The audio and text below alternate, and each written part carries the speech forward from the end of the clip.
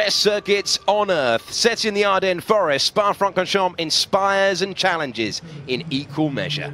And it has done for nearly a century of racing. It's our venue for round 7 of the 2019 FIA Formula 3 Championship. In the commentary box, I'm Alex Jakes. It's the first of 2 races that will run this weekend. 3, 4, 5 red lights in Belgium. They go out and we're underway for the first race of the Formula 3 weekend. Good getaway from Derouvela means that there's going to be no way through on the inside for Piquet, who stays in position. Now we'll try and tuck in. That was a good getaway for Sonoda, who thought about a move to the inside, might open it up. In the background, Lawson has gone off the road, side by side Sonoda and Schwartzman. Schwartzman, who had contact in the last race, going to be wary of going side by side into Eau Rouge. What a fantastic shot as the field flies through for the first time. Are they going to make it cleanly through? Pretty frenetic there, with Max Schutrell putting pressure on, and there's the change of the lead that we expected. Derouvela down to second. Piquet takes the lead on the long run up the hill. It's gone to plan for the Brazilian driver, who takes the lead from second on the grid up to third. Pulcini trying to go around the outside of the championship leader, and then spinning in the middle there. One of the HWAs facing the wrong way, sent round by a Carlin. That is not what they needed at all.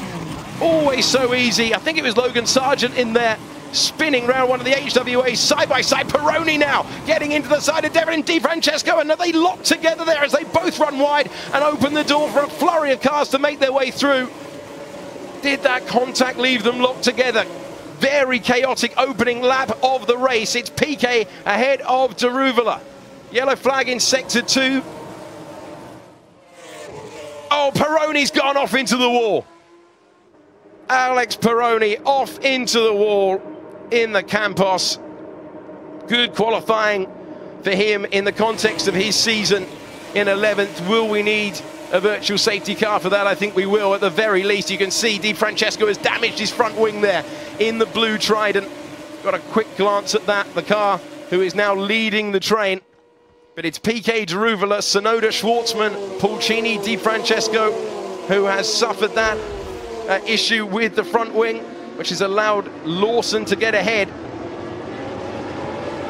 So round goes the HWA of Jake Hughes. No luck for the British driver. Tipped round by Logan Sargent. On board with Yuri Vips. Getting out of the throttle. There's the contact to open the door for Vips. He'd not had a great start. Peroni was going to get into trouble as well. This was Hughes. We're riding on board with him. Nothing he can do about that. Simply a passenger, and real disappointment for the driver who started in 5th position. And this was Di Francesco in the blue, Peroni in the orange, side by side, and then, yeah, they were just making contact for an awfully long time there, locked together as they went off at Rivage. And then Peroni, when he got to the next corner, I think it was the next corner, slightly submerged the nose of that car underneath the sign.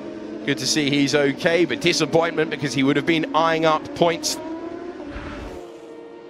Pulcini has got himself into the podium places. What an opening couple of laps for Leo Pulcini, who has gone from 8th up to 3rd after judging that restart perfectly. And now he's putting pressure on 2nd, and a driver who does have to think about the championship in Derouvela cannot react to a driver who doesn't, and Pulcini makes his way through. And look at how quickly they're catching Pulcini, who doesn't have DRS. We're about to go 3-1, getting very close indeed. And Sonoda goes past both of them. What a mega tow he got with the use of the DRS, and it's Sonoda higher in a race than he has ever been before in Formula 3. He is up to 2nd position. Pulcini begins the run. Nothing that Sonoda will be able to do. Oh, it's close to contact there as they get into the braking zone. Side by side, Derouvela's got to think of the championship, and Sonoda knows it. Pulcini up to 2nd.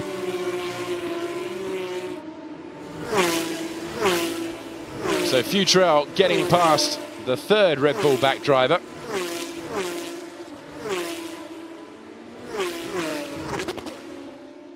And that was the move. So there's the race leader out ahead.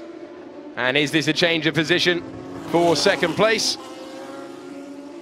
It is indeed. Derouvela with so much more race pace than Leonardo Pulcini. And Sonoda in the background did fight to stay ahead. On board with Robert Schwartzman, trying to return to the podium once again this year. He's already been on the rostrum 5 times, looking to make it 6 and get past Pulcini. He's got the DRS, so has Pulcini though, so this will not be simple. Going to have to be last of the late breakers, but he's got the inside line, and he's made it 2 Premers on the podium. Schwartzman moves up and takes 3rd position. Here go the championship contenders. Deruvela ahead, Schwartzman behind. Schwartzman trying to change it, doesn't have the run this time. This is the battle for 2nd place. On board with the championship leader, trying to go from 3rd to 2nd. And Schwartzman gets the move on his championship rival and teammate to move up to 2nd. Key move. This is how 2nd place was resolved in the favour of Robert Schwartzman, who lined it up a couple of laps ago and now takes the position using DRS.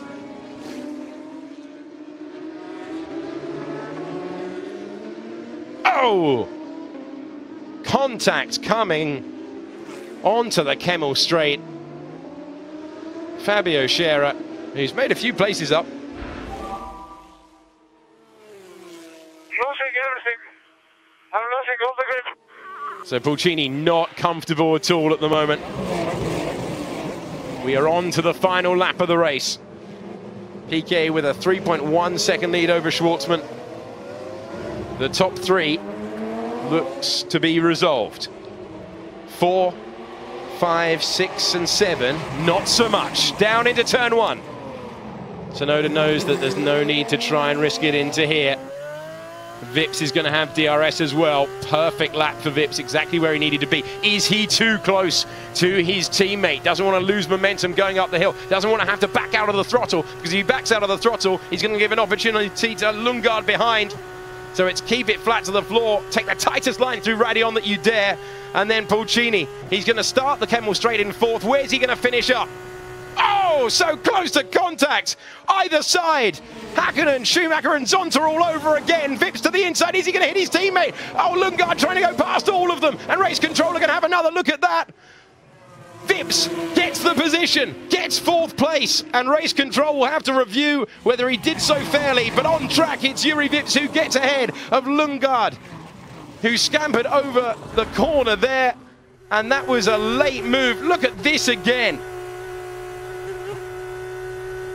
At this stage, Pulcini is in 4th. Sonoda is in 5th. Wait for the late move that catches Sonoda out. Had to get out of it. Either side of Pulcini had no DRS. The 2 teammates battle side by side into Lake Home. Was there a feather touch there? Sonoda didn't get it slowed down. Drove straight back onto the racetrack. Vips will say that's entirely fair. Was the contact? Was it close to contact? Lundgaard trying to sweep around the outside and take 3 cars in one corner. Funnily enough, that was pretty ambitious. And whilst all of that goes on, what a drive from Pedro Piquet. There's a lot of responsibility carrying those crash helmet colours. He was a winner on a couple of occasions last year in GP3, but for the first time in Formula 3, lighting up the rear tyres, seeing his team on the pit wall and winning in Belgium. Pedro Piquet holds off Schwartzman. A superb drive, and oh, it's getting all mixed up at the chicane. Lundgaard is going to take 4th position away from Juri Vips. But is he going to get a penalty for what he did earlier in the lap? Lundgaard, what a drive to make up 10 places and get up to 4th position. Vips finishes in 5th. Sonoda was 6th, ahead of Pulcini in 7th. Armstrong gets reverse grid pole for tomorrow. This was the battle then for 4th place. The lock-up from Vips under pressure opens the door for Lundgaard, who goes from 14th on the grid to 4th place. Vips knew he had to try and stay ahead. Braking on the inside line. It is bumpy down there. There's the mistake for Vips. Opens the door for Lundgaard. Brilliant. First win of the season for Pedro Piquet. 19-point lead for Robert Schwartzman in the championship. Let's remind you of the race order, because there was quite a lot of overtaking there to enjoy early on your Saturday morning, with Pedro Piquet, the Imperious race winner, ahead of Robert Schwartzman, who made good progress after losing positions at the start. Jan de Ruvela could not convert pole into the win, but he does move up to second place in the championship. Christian Lundgaard going from 14th up to 4th. Vips will rue the error at the final chicane. And in the end, for Tsunoda, for running so long in 5th position, he equals his personal best in Formula 3 with 6th, and Pulcini just ran out of tyres, down to 7th at the end. Armstrong to reverse grid pole in 8th, ahead of Futrell and Beckman, the last of the point scorers, and then Nattori was ahead of Lawson, who gave us quite a lot of entertainment, along with Sargent as well, who's had that 5-second penalty applied. Then Andres Yiffy, Carrara Verschoor, who dropped all the way down from 7th at one point down to 17th. Felipe Dragovic and Nico Kari and Bent Viscal completing the top 20. Hughes was spun at the 5th turn by Sargent and then dropped down in the end, recovering to 21st. Then Zendelli, Esner, Laxonen, Fernandez, Hyman, Scherer, Daleda and Devlin Di Francesco making contact with Alex Peroni, who was the only retirement of the 30 drivers in the field.